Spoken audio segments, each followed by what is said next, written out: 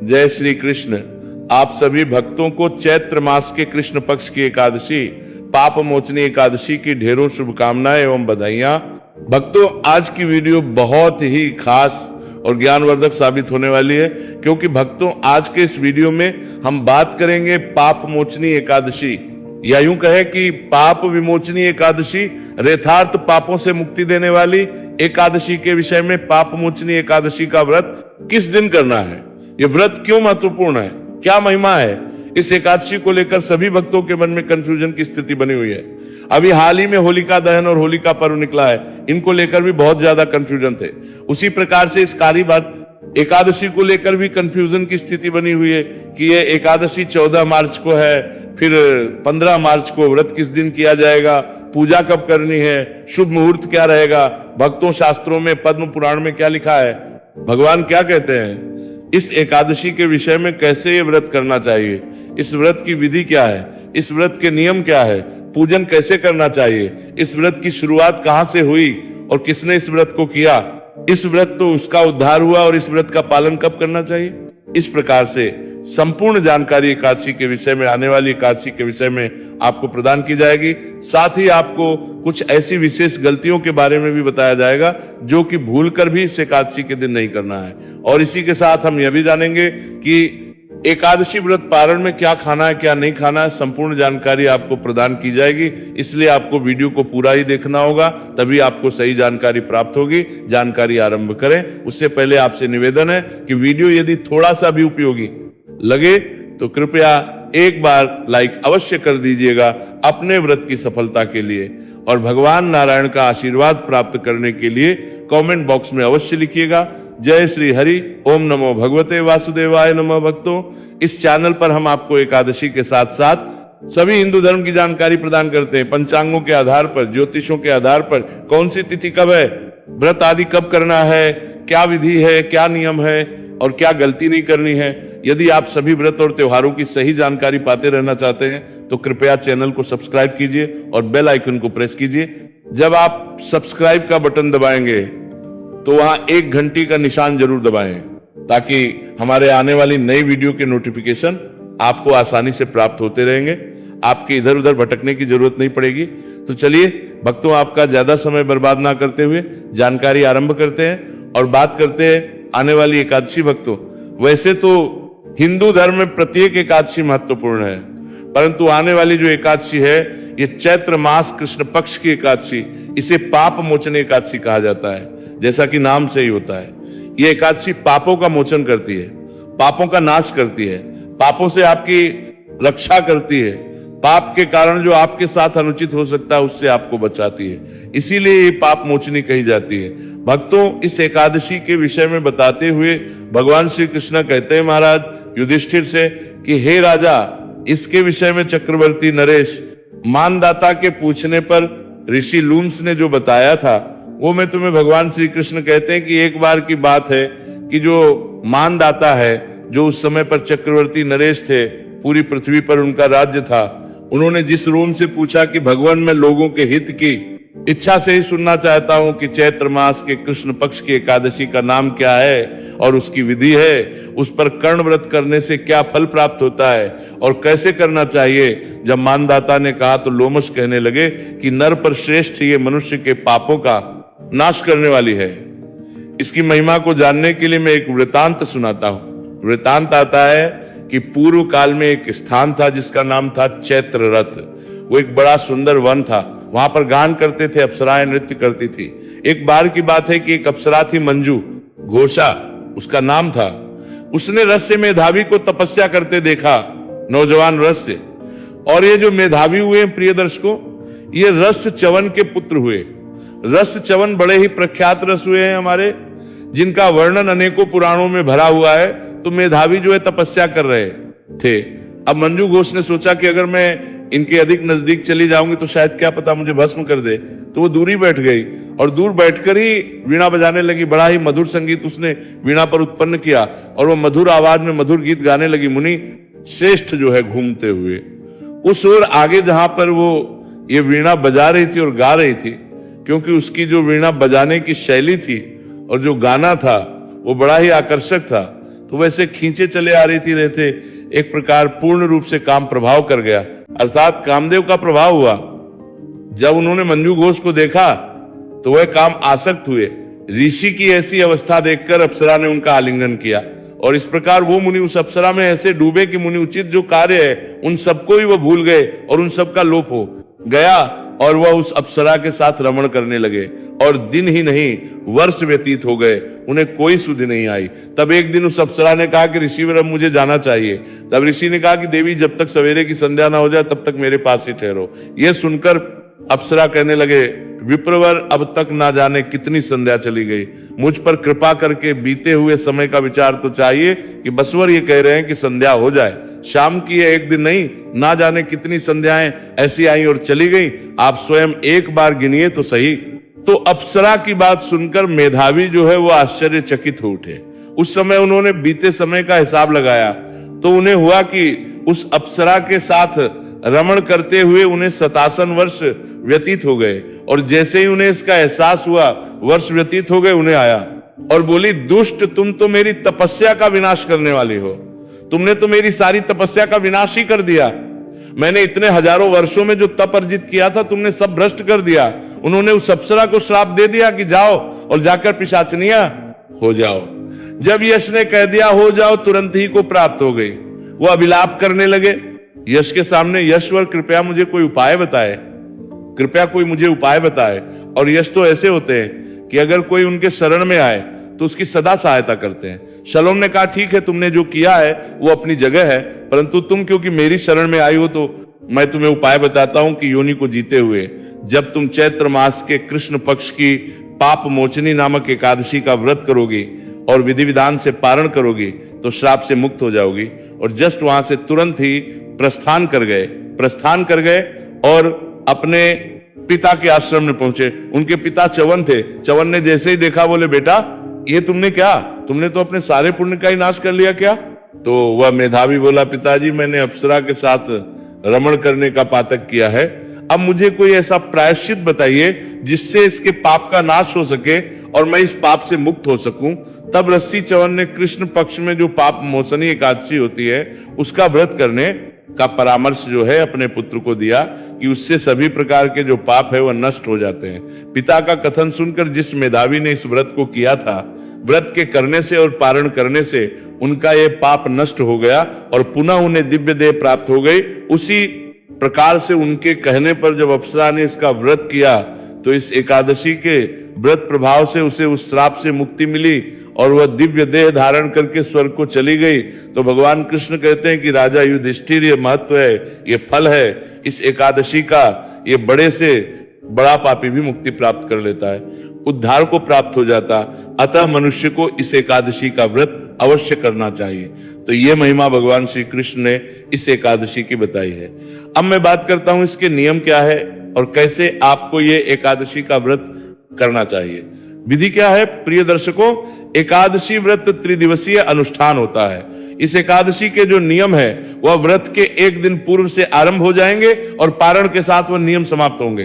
व्रत के एक दिन पूर्व ही आप कुछ वस्तुओं का त्याग करना है, जैसे लहसुन, प्याज आदि का त्याग कहा गया है, शहद का प्रयोग भी वर्जित कहा गया है। एकादशी में तीनों दिन व्रत के एक दिन पहले व्रत वाले दिन और व्रत के नेक्स्ट डे अगले दिन जब आप पारण करते हैं, शहद का प्रयोग नहीं किया जाता है। कुछ लोग मदिरा पान करते हैं, मांसाहार भी करते हैं, परंतु वो एकादशी का व्रत भी करते हैं। तो ऐसे लोगों को ही एक दिन पूर्व इन सभी का त्याग कर देना चाहिए। ऐसा नहीं कि आज तो खूब खाए पिए और कल आप व्रत करें। व्रत के एक दिन पूर्व मसूर की दाल नहीं खानी, चने का साग नहीं खाना और एक वक्त ही आहार लेना चाहिए, ऐसा नियम कहते हैं, शास्त्र कहते हैं। रात्रि काल को अन्न ग्रहण नहीं करना चाहिए, दोपहर के बाद अन्न ग्रहण नहीं करना चाहिए। इस प्रकार से एक दिन पूर्व का समय व्यतीत होगा। रात्रि आलदंत धारण करके सोइए, क्योंकि एकादशी के दिन आपको टूथपेस्ट या मंजन का प्रयोग नहीं करना चाहिए।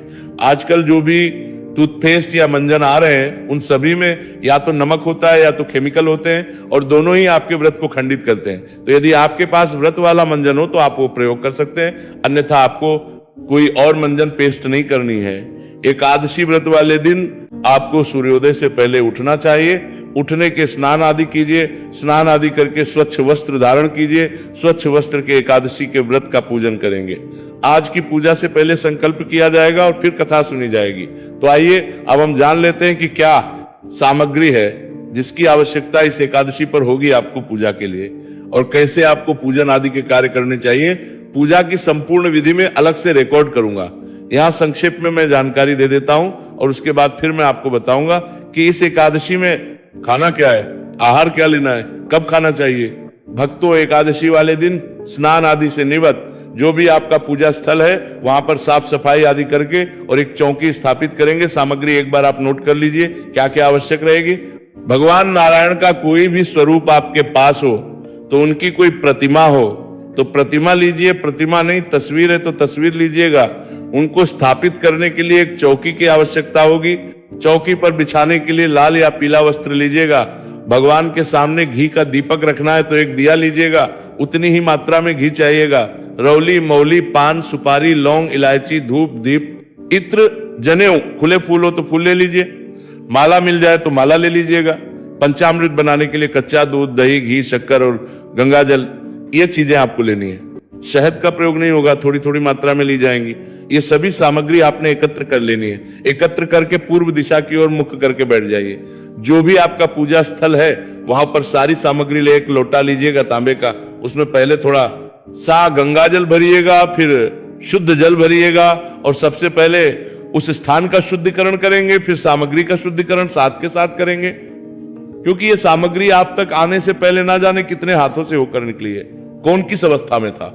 इसीलिए इसका आवश्यक होता है भगवान को अर्पित करने से पहले लौटे में जो जल भरा है फूल के माध्यम से उस जल के छींटे दीजिए सामग्री के ऊपर और उस स्थान पर जहां आपने पूजा करनी है। ओम अपवित्रः पवित्रो व सर्वावस्था गतोपि वा, यह अर्ध जाने के लिए ई को गतोपि वा सर्वावस्था स्मृत पुंडरीकाक्षं स बाह्याभ्यंतर शुचे है।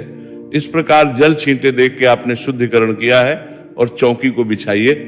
चौकी पर लाल या पीला जो वस्त्र है वहां बिछाइए।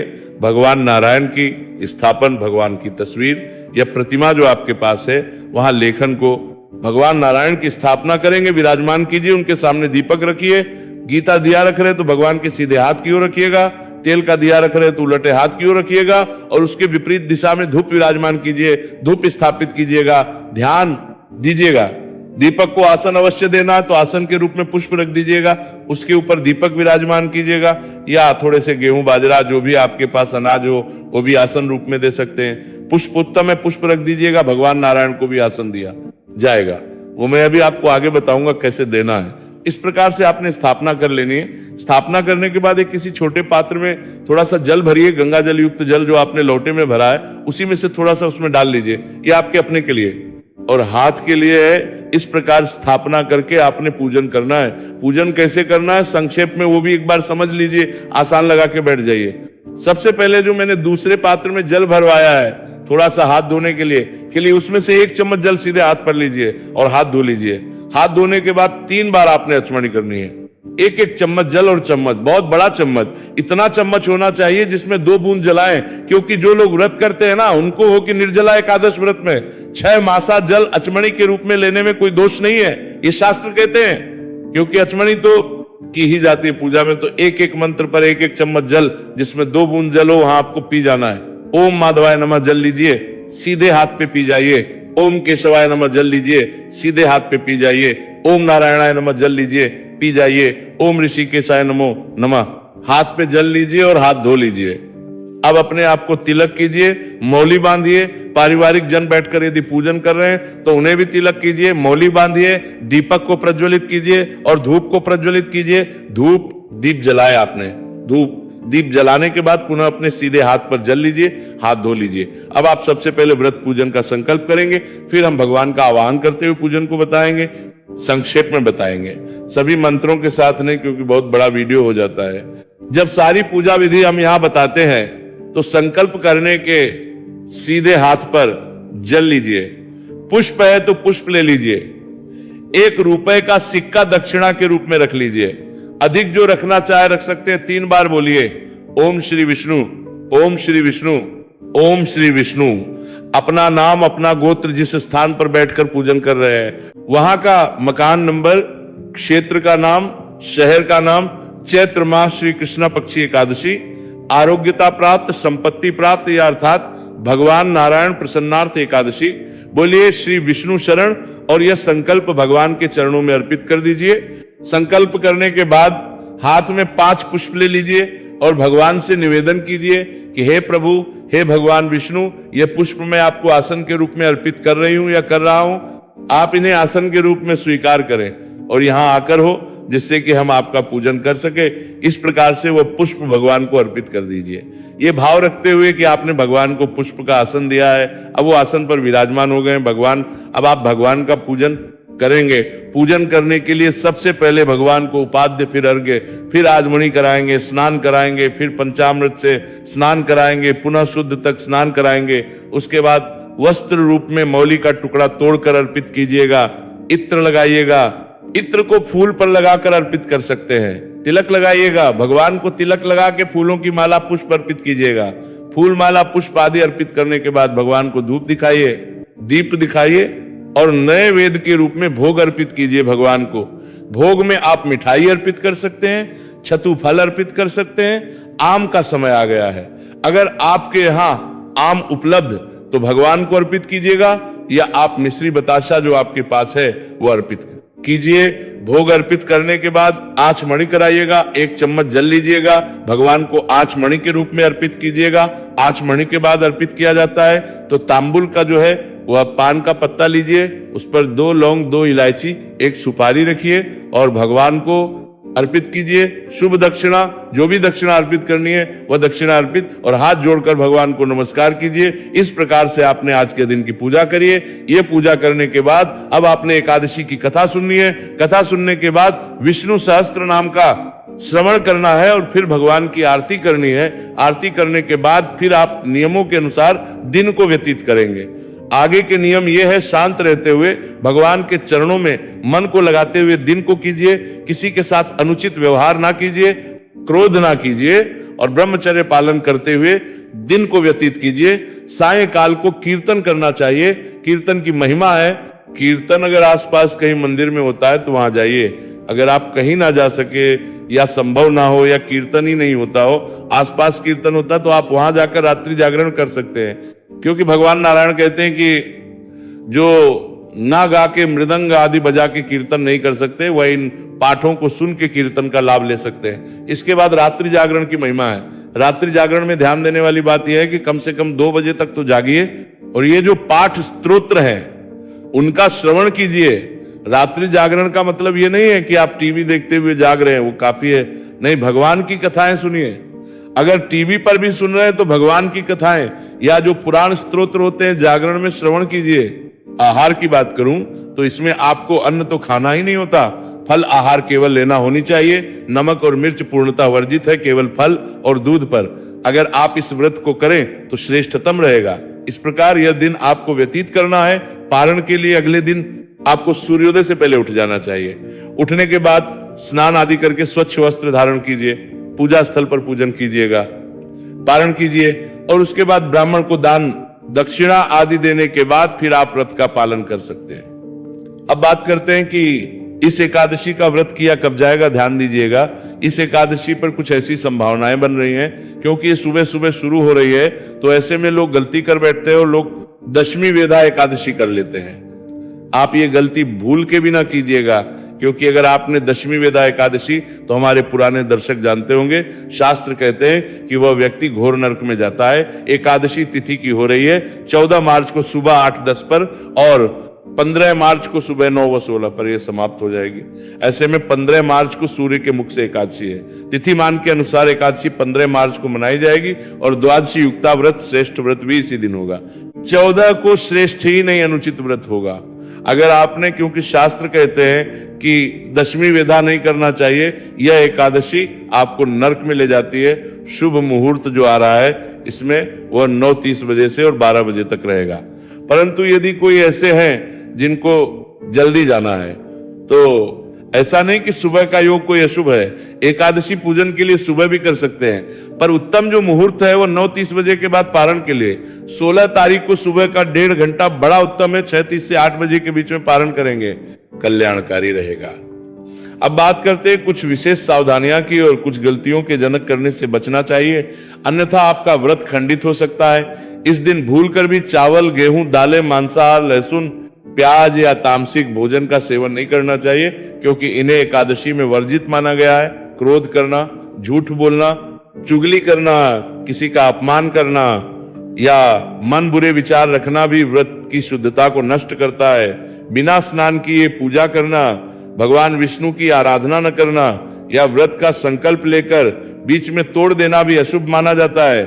इसके अतिरिक्त ब्रह्मचर्य का पालन न करना, दिन भर सोते रहना या दान पुण्य से दूर रहना भी व्रत के प्रभाव को कम कर देता है। इसलिए इस दिन मन, वचन और कर्म से पवित्रता बनाए रखना है। सच्चा एकादशी व्रत माना जाता। पपमचानी एकादशी केवल एक व्रत नहीं, बल्कि आत्मशुद्धि और नई शुरुआत का पावन अवसर माना गया है।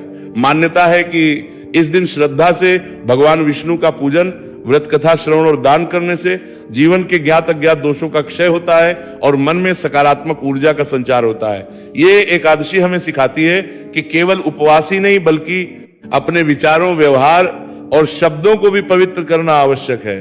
तभी व्रत का सच्चा फल प्राप्त होता है। जो भक्त सच्चे मन से प्रभु का स्मरण करते हैं, उनके जीवन में अटके हुए कार्यों में गति आती है और मानसिक शांति प्राप्त होती है। इसलिए इस पावन दिन आप भी संकल्प ले कि बुरे विचारों, क्रोध और नकारात्मकता को त्याग कर धर्म और सदाचार के मार्ग पर चलेंगे। यदि आपको यह पवित्र जानकारी उपयोगी लगी हो तो वीडियो को लाइक अवश्य करें, ताकि यह संदेश अधिक से अधिक लोगों तक पहुंचे। चैनल को सब्सक्राइब करें और नोटिफिकेशन बेल दबाएं, ताकि ऐसी ही धार्मिक और प्रेरणादायक जानकारियां आपको समय समय पर मिलती रहे। और कमेंट बॉक्स में जय श्री हरि या AUM नमो भगवते वासुदेवाय लिखकर अपनी श्रद्धा अवश्य व्यक्त करें। साथ ही यह भी बताएं कि आप इस एकादशी पर क्या विशेष संकल्प लेने वाले हैं। आपके एक लाइक, एक कमेंट, सब्सक्रिप्शन से हमारा उत्साह बढ़ता है और हम आपके लिए ऐसी ही आध्यात्मिक जानकारी लाते रहेंगे।